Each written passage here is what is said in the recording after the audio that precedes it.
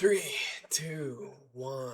Hello, ladies and gentlemen. Welcome back to Talk Soccer to Me, the best soccer podcast you've never heard of. That bold statement coming from yours truly. My name is Jack. Let's get into it. We got a great episode we're going to talk about this week, this Monday. It is August 17th.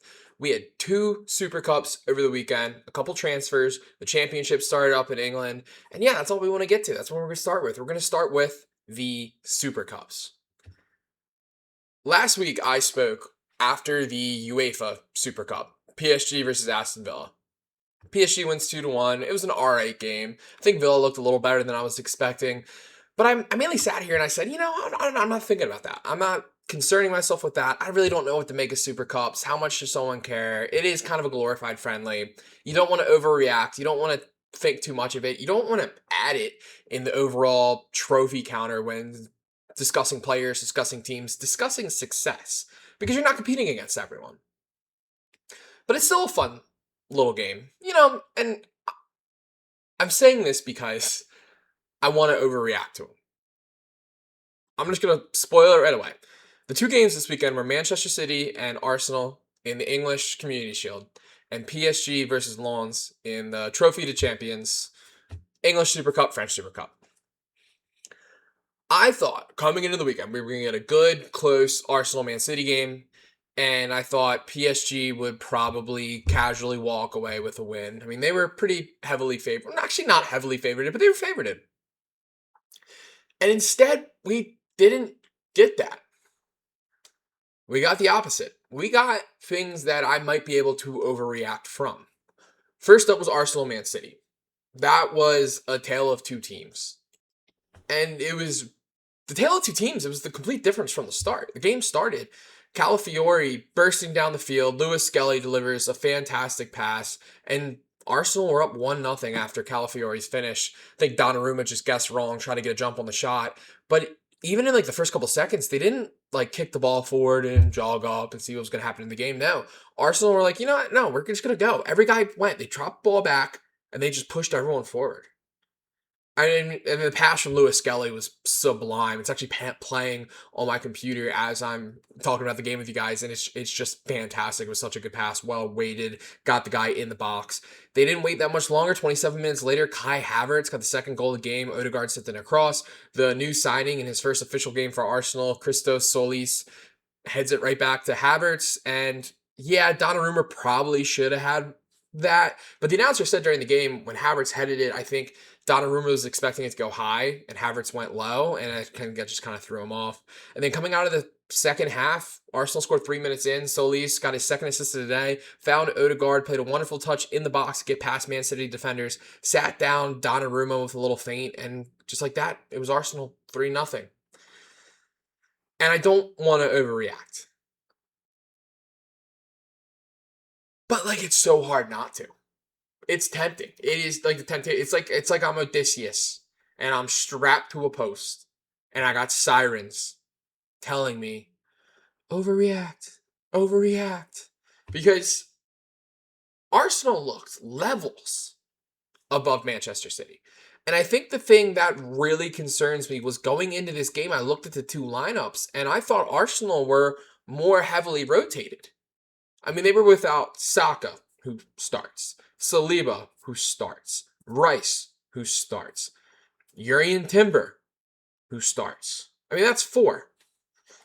And I looked at Man City's lineup, and I'm like, this is probably the only change I would make was probably Cherokee for Foden. And I mean, Phil Foden on his day can be a fantastic footballer, but yeah, I would probably go Cherokee for Foden. But besides that, I think that's Manchester City's starting 11. Maybe not Kusanov in right back, but I don't know. It looked like Arsenal were more motivated. They came out fresher. I think tactically they were set up better. I've watched smarter people than me talk about how Arteta set up Arsenal out of possession to negate kind of that 3-1-6 that Enzo Maresca likes to play in possession. And yeah, no, I mean, it was just, it felt night and day. And by the end, I mean, this isn't a game where Manchester City are going to kill themselves to try to come back and get back into the game and fight back, but I don't want to overreact. But I mean, last year they played 3 times. City got 2 wins, and there was a draw where Arsenal got an equalizer at the last moment. And in the well, not in both, not in both. I was about to say I think both games where Manchester City won, they were the better team. I don't necessarily agree with that. I think the Premier League game in April last year was a bit of a coin flip, but I think the Carabao Cup, Manchester City were better prepared, the better team, and just better in all regards all around. I think the biggest concern I have for Man City is the midfield three: Kovacic, Foden, Anderson. Because there is a Rodri sized hole in that midfield. And it felt like for the first 60 minutes of the game before guys were subbed off, Odegaard, Gumaresh, and MLS were kind of dancing circles around him. Anderson was pushed up a little further forward than I think he was used to at Nottingham Forest, and he didn't seem well equipped for the role. I think Arsenal were able to break through that first line of defense out of possession when they were pushing the ball through out of the back that I don't think Rodri would have allowed. I think he would have prevented that. Odegaard, I mean, there's 3 or 4 clips of this game of him getting past Anderson or Kovacic or Foden rather easily. Now, I mean, this is an Odegaard who looks more like himself from 2 to 3 years ago before the ankle injury. And good Lord, if they had Odegaard last year, they probably would have won the game with 10. That Odegaard that played like that, they would have won the game with 10 games to go, or won the league with 10 games to go. I'm sorry. So yeah, no, I don't think the overreaction is on Arsenal because Arsenal were the best team in England last year. I think, yes, attacking wise, they struggled a little bit, but that's last year. Manchester City, I am going to give them the benefit of the doubt. I'm going to give them the benefit of the doubt. I'm actually not going to overreact. I want to overreact. I want to be like, they're done. Pep Guardiola left, they're done. Because I don't believe that. Now, replacing Pep Guardiola is a gargantuan task that I don't think anyone right now in world football, Zidane, Enrique, Mourinho, Arteta, Pochettino, Tuchel, the guy at Barcelona, Hansi Flick. I don't know why his name was just leaving my brain. I don't think anyone could replace Pep and get a team, have a team that can hit the ground running the way a Pep Guardiola team probably would have came into this game. So I'm willing to cut Enzo Maresca some slack. I think he's a good coach. I think Chelsea, it just didn't work out towards the end, but I think he's a good coach. And he's not Pep. And we all need to wrap our heads around that Pep's leaving. Now, I don't think this is a Sir Alex Ferguson leaving Manchester United situation because I think this Manchester City roster in 26-27 is a lot better than the Manchester United roster. Even the last year they won the title, I think Giggsy played his last little bit of soccer he has left, and he's a bad guy though. Probably shouldn't call him Giggsy. And Robin van Persie really just fired away at all cylinders to push Manchester United over that title. As for Man City, I think they'll be all right. I know I've said that 2 or 3 times. I think the spine of this team is still solid. Ruben Dias in the back. I think Elliot Anderson will get his bearing straight. It was one game. Now, I'm not really worried about it. You got Cherokee in the middle, Semenyo on the right, and Holland up front. I mean, Holland up front is going to guarantee you 25 goals this season in all competitions. And I think that's the floor. Provided, he doesn't get hurt. If he stays healthy, plays most of the season, I think the floor across the 3 competitions that matters 25 goals. That's fantastic. I think the ceiling's 40, but the ceiling's 50, but the floor is 20, 25. So with Holland up front, you're going to be okay. Do I think this is the City that will be inevitable, that inevitability that they had under Pep Guardiola? No, I don't. But I think they'll be okay. I think they got their ass kicked. It'll probably be a good thing. I don't think this is a team that's going to look at Maresca after one poor result and be like, you suck, you're not the guy. I think this is something the team could rally around. All right, guys, we need to figure it out. We need to figure it out fast. Because I look at the starting 11. I've been looking at the starting 11 the entire time, and there are world-class soccer players here. Donnarumma at the back. World-class at goalkeeping. can't pass for shit. And I do think that might be a problem. I mean, the Arsenal fans were, "Ooh," every time he had the ball. It's tough because I think when it comes to shot saving, you're not getting many goalkeepers in the world better. Maybe Courtois, and that's it. But man, he couldn't pass. Couldn't pass for shit. He still can't pass for shit. But yeah.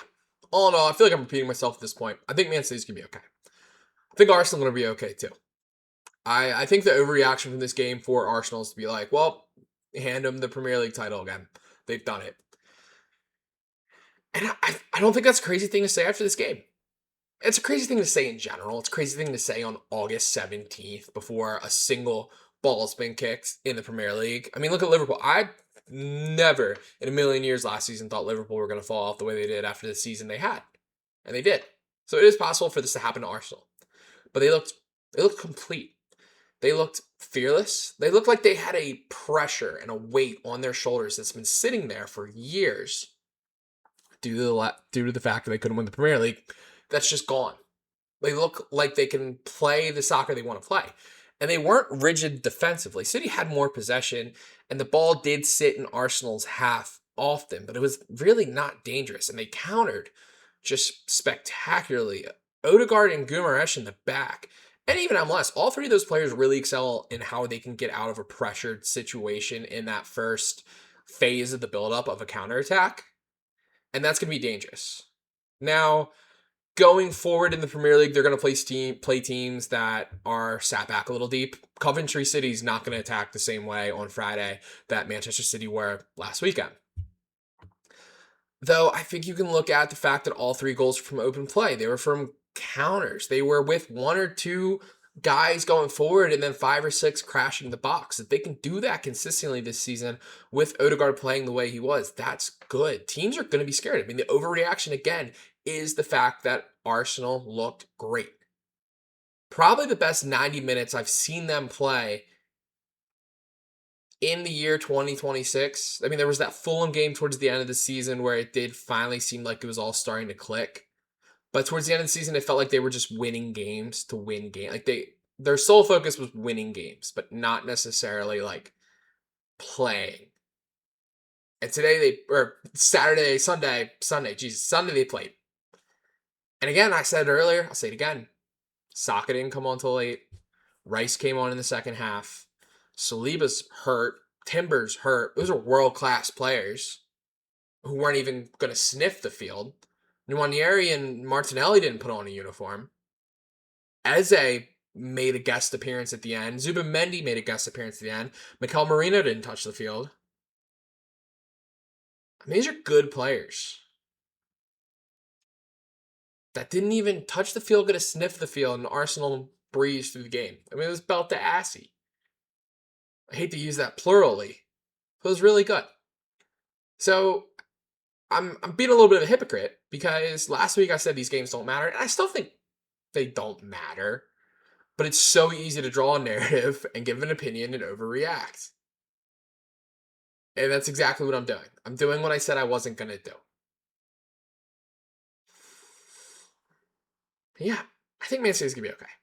I know they'll be all right. But yeah, that's the first. I took about half the episode to keep this one short. Monday episode, kind of a preview of what I'm looking to achieve this season. A little sneak preview. Monday's episodes are going to be like what happened during the weekend. And this was the big thing that happened during the weekend. Wednesday, I kind of want to go off like the beaten path and talk about things in leagues that I find interesting that I don't necessarily think are discussed in mainstream soccer coverage. You know, the women's sport as a whole, Scottish League, the Championship, Turkish League, Austrian League, Belgian League. You know, just it does get old watching like the big 5 leagues. I'll talk about USL. I'm not going to talk about the MLS because I think the MLS is holding back US soccer. And this is an anti-MLS podcast. And then Friday, I'll talk about everything that happens during the week because soon enough we will be getting into like Champions League soccer and just midweek games and just an onslaught of club soccer that I hope we are ready for. As for this upcoming episode, or this upcoming week, I'm looking to post Thursday or Friday, and I want to do my Premier League prediction. I think Premier League's the only league I'm going to do like the 1 through 20, but I have a couple positions locked in. I don't know about a few, and I want to post it before Arsenal open up the season against Coventry Friday night. And yeah, that was really all that took place in the English game this weekend. There was one other Super Cup that was out of France, and I don't talk French soccer the same way, which is a little ironic considering the fact that PSG are the double reigning Champions League winners. They've won it the last 2 seasons, beating Arsenal last year and Inter Milan the year before. But with the PSG just like dominance, the like sole rule they have over French soccer, I don't think as dominant to an extent as Bayern Munich, but still just this air of dominance. It sometimes it sometimes sets itself up to be not paid attention to. Like I find myself less and less engaged with the league where you know which team's gonna win before it starts. I mean, even like yeah, Spain's gonna be Barcelona, Real Madrid, and Atletico every 10 years, but that is wildly more entertaining than the once every 12 years it takes for a French team to pip PSG. I mean, I know Monaco's done it. I know Lille's done it in the last 15 years or so. That's a long time. And it's a long time for lack of parity. It's worse in Germany. It's worse in Germany. I think German football as a whole and just the culture around it and the teams makes it more interesting. But Bayern's dominance, I'd argue, is worse than PSG's. So when I get a game like it comes on after and it's Lens versus PSG, and PSG are favored, but they're not heavily favored because I didn't look at I don't know if this is PSG's necessarily strongest lineup. I mean, Doué and Kvaratskhelia up front, yeah. Akliush, second game in a row he started up front. Beraldo in the midfield, which I don't know if that'll be like permanent this season. Fabian Ruiz came on for him, but Ruiz is getting up there in age. And I mean, the back five, that's solid. Dina probably won't be their starting left back. Nuno Mendes does exist. He came on in the 60th minute. Pacho, Zabarni, Hakimi, Safanov. I mean, that's pretty solid. And coming into this game, Florian Thauvin, a guy who I did not know even still played soccer because he was on Newcastle like 10 fucking years ago, scores in the 32nd minute. I go, oh shit, got a game.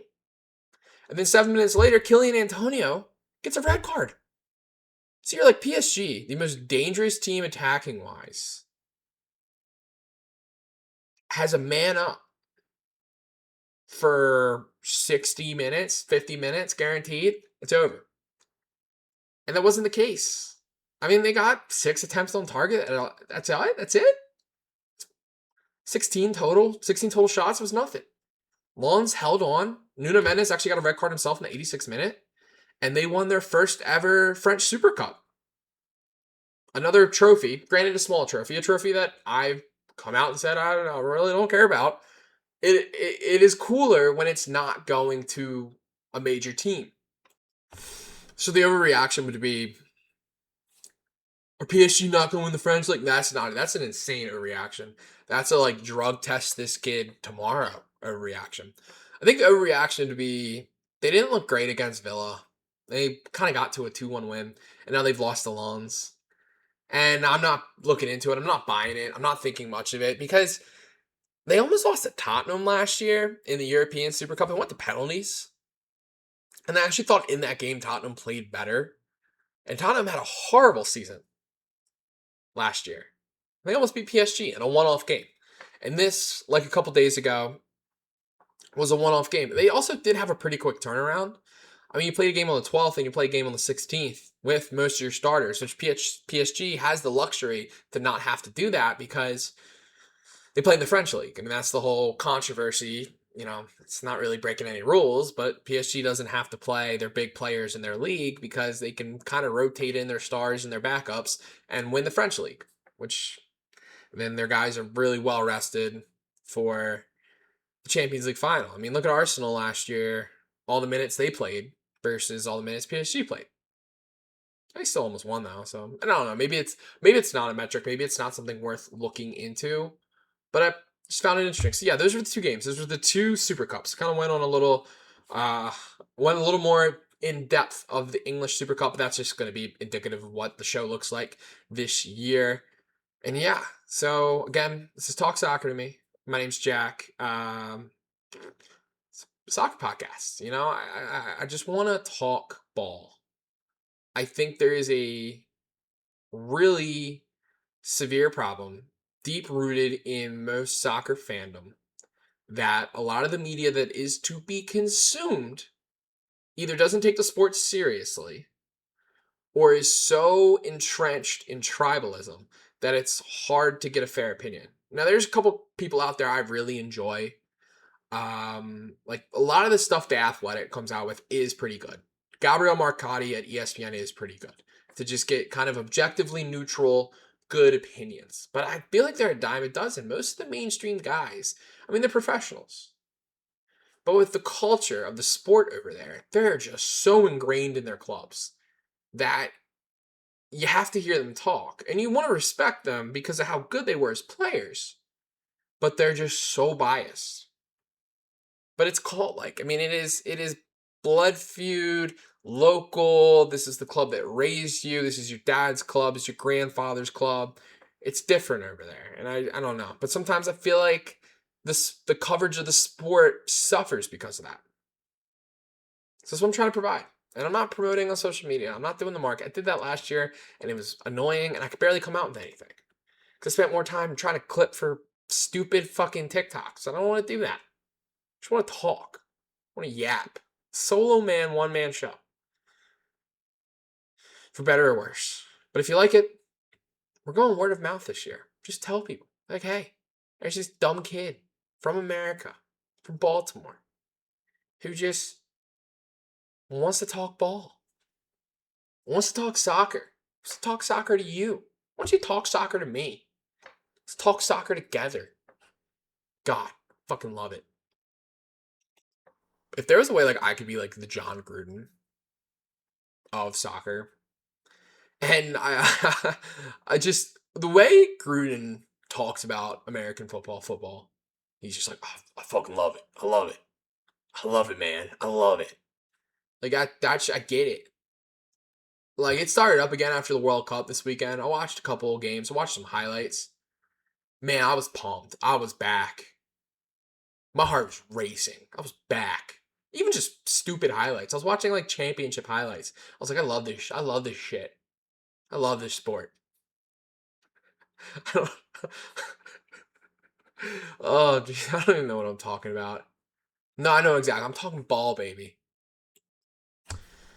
So now, before we get into the championship, let's talk some transfers. There's been more transfers that's happened. Uh, Rodri to Barcelona is not actually legally 100% as of recording of this. It is official though. He's going for like, I think it was like 65 million euros. I don't know. The dollar to pound to euro is so off right now. Like I think the euro is valued, like I think it has the strongest value. Like €1 would be like £1.50, $1.75 American dollars. But I think transfers solely in euros because I go to transfermark.com. That's this episode is brought to you by transfermark.com. I've been on this site since I was a kid, and it is the best for following transfers. So, what has happened? Who's been signed since I last talked to you? So I think while I was recording last week's episode, Dusan Vlahovic, Juventus to Besiktas. As for like highly rated players in the last week, Jed Spence, the Tottenham right back, who didn't have the greatest season, but was still kind of the starting right back for England this year at the World Cup, going to Inter officially 30 million euros. Another on their back line, Christian Romero to Atletico, 40 million, their captain. Their captain was almost, fucked off to Argentina while they're about to be relegated. So I don't think too many Tottenham fans are missing him. But it's a big change. That's 2 out of your 4 in your back line just not going to be there week one of the season. Ferran Torres, Barcelona to PSG, 48.5 million. I think that's one has really been in the works for a few weeks now, but that leaves Barcelona strikerless. There's two starting options last season were Robert Lewandowski and Ferran Torres. They've been linked with guys like Benjamin Šeško from Manchester United. They've been linked with Victor Gyökeres from Arsenal. That just feels a little crazy to me. I mean, yeah, Gyökeres did all right. And I think as a just striker of the ball, as a striker, Gyökeres is a fine player, but I don't think he's a good soccer player. I really don't. I mean, yeah, he's good enough to like be a professional. He's better than 99.99% of humans on earth. But Victor Gyökeres linked to Barcelona doesn't feel like a real life statement to me. And I don't know, that's crazy. But Barcelona have they got a center forward problem. I don't think they brought anyone in. PSG, I mean that's a good signing. I think they were due. They also made another winger, Micah Gotts. He's from Ajax. A lot of teams were looking at him. Belgian, really highly rated. They were due. I mean, PSG, I think they were like negative money. Like they had money to be spent, and it's still not even crazy money. They got both for a combined 93 million euros. I mean, it's like 30 million less than Alex Isaac by himself. Uh, David Fertese was loaned from Inter to Lazio. He's a decent center midfielder, so step away from Inter. Uh, some Ipswich spent some money, spent 50 million euros in the last day. Signed two players from Strasbourg, Abdul Atara and Julio Enciso. Ciso's pretty good, Paraguayan attacking midfielder. That'd be a good signing. Excited to see him in the Premier League this season. And yeah, nothing else official in the last week that I'm like overtly excited about. Yeah, just kind of Torres going to PSG, Gotts going to PSG, Spence and Romero leaving Tottenham's back line. Um, yeah, I mean, Giannis Constantelias. I didn't mention that one. Went from Pack to Dortmund. Pack, a couple players. I mean, Solis from Arsenal, a couple decent young Greek players coming out of that academy.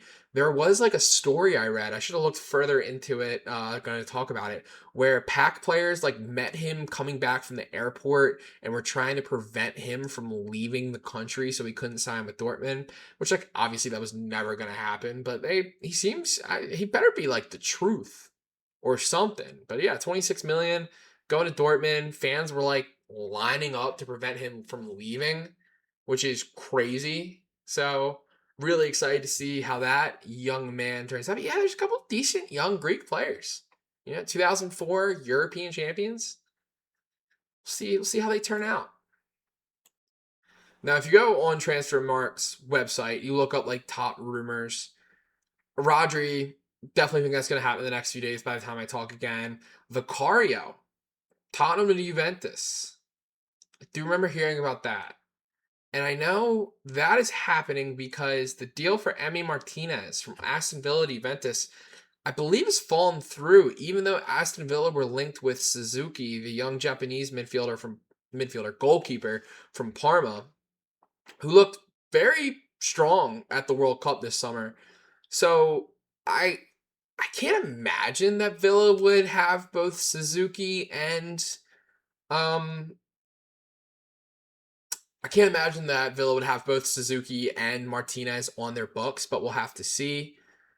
Um Barcola to Liverpool looks a little more likely with every passing day. I think that is exacerbated by the fact that Barcola wasn't on PSG's bench or starting lineup for either the Super Cup or the European Super Cup or the French Super Cup. I know Arsenal have been linked to Victor Osimhen. That sounds pretty good. I think that'd be a good one. I think he'd do well. I'd love to see a player of that caliber. I think it was cool when he joined Galatasaray, but I think ultimately I'd want to see a player of that caliber in the Premier League. And yeah, now I'm hoping by Thursday we'll have a couple more. I know Man City have been linked with what's the young I'm blanking. The young Moroccan midfielder looks really good at the World Cup. I'm really blanking on his name. I didn't have this written down. I read about it today. I'm, no, I'm not gonna try. What am I doing? I'm sitting in a computer. I can just look it up. Ayub Buwadi. He plays for Lille. Very highly linked with Manchester City. Made his debut at Lille at like 16. From Paris. Plays for Morocco. Just really strong World Cup. Him and Anderson, it's got potential to be an interesting midfield. I don't think those two guys replace Rodri. But yeah, they've been linked with him. He's young though. He's only 18. He's only 18. He's young. He's young. But the last thing I wanted to touch on this week was the start of the championship. Now, for those of you unaware, the championship is not a championship. It is the second division in England. It is a gauntlet. 24 teams. You play each team twice, 46 games this season. They're to determine the 3 teams that come up to England. 3 teams get relegated at the bottom to League One, but they're the 3 top teams get relegated or promoted to the Premier League. Slipping over my words. They expanded the playoff, so the way it used to be was 1 and 2 automatically go up, and then 3, 4, 5, and 6 play a playoff. 3 versus 6 over 2 legs, 4 versus 5 over 2 legs, and then a final at Wembley. Now it is going to include 6 teams, 3 teams that finish 3rd, 4th, 5th, 6th, 7th, and 8th. And then I think it's 4th plays, or 5th plays 8th, 6th plays 7th, and then it's like reseeded again. That would be a single leg game, and then they'll still do the double leg. But it's really interesting. It's a very just gauntlet of a league. I mean, teams will lose like 8 times and still get promoted. And it's tough. I mean, you just play a lot of games at some of the just classic grounds. There's no VAR. I mean, I had this written down that the 3 teams that got relegated last season, Wolves, Burnley, and West Ham, all drew in their first game of the championship, which Friday night, Wolves at home against Blackburn. They looked better at times, but they were a little leaky at the back. It finished 2-2. And then I realized that I watched the highlights for the Burnley West Ham game. I wrote a note that all 3 of the teams that had been relegated drew. And then I realized 2 of the teams played each other in a pretty even match in Burnley between the 2. And then, for the people, Wrexham played on Monday. They hosted Cardiff City. And they played the other Welsh team. They traveled down in the same country and they drew Cardiff 1-1. Other big teams playing, Sheffield United were up in the Premier League a couple years ago. They drew Birmingham City. Swansea City, the other Welsh team, beat Stoke 2-1. Stoke City, I'm noticing, with a new logo. I don't know when that happened, but that's interesting.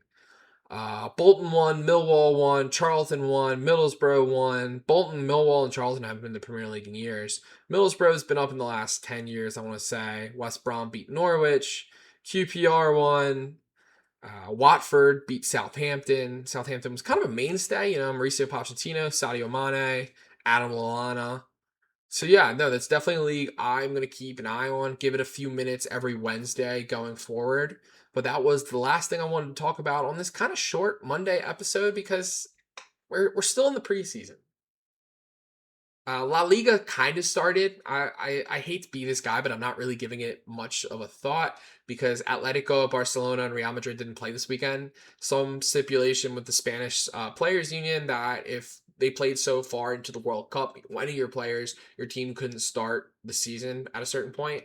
So those 3 clubs weren't able to play this weekend. I think Atletico plays in the middle of the week. And then Barcelona and Real Madrid's games start this weekend. It's actually pretty cool. Both the games are on ABC. So it'll be super easy to watch, or like the ESPN app, so super accessible. Because sometimes those La Liga games can fall under the ESPN Plus window of games I can't watch. So yeah, that's all I got. Again, this is Talk Soccer to me. Just a guy who wants to talk soccer to you. My name's Jack. Completely going on word of mouth, so you enjoy it. Like, subscribe. I'm gonna post this on YouTube. Probably be out tomorrow, Tuesday. But it'll come out Monday night on Spotify. But yeah, you like it? Tell your friends, tell your grandma. Be like, listen to this guy talk about soccer, grandma. She's gonna have no idea what the hell you're talking about. She's gonna sit on her couch, smoke Virginia Slims, and watch Fox News. But don't have your grandmother do that. Have your grandmother listen to me. I'm better than Fox News. Anyway, let's talk soccer to me. This episode is brought to you by Transfermarkt. This is not a sponsorship. I'm just going to shout out something till I have a sponsorship, and one day I will sell out. One day I will sell out. But yeah, it's 35 minutes. Short Monday episode. They'll be much longer in the season when we have 10 Premier League and several games from across Europe I want to talk about. But have a good one. Have a good rest of your week.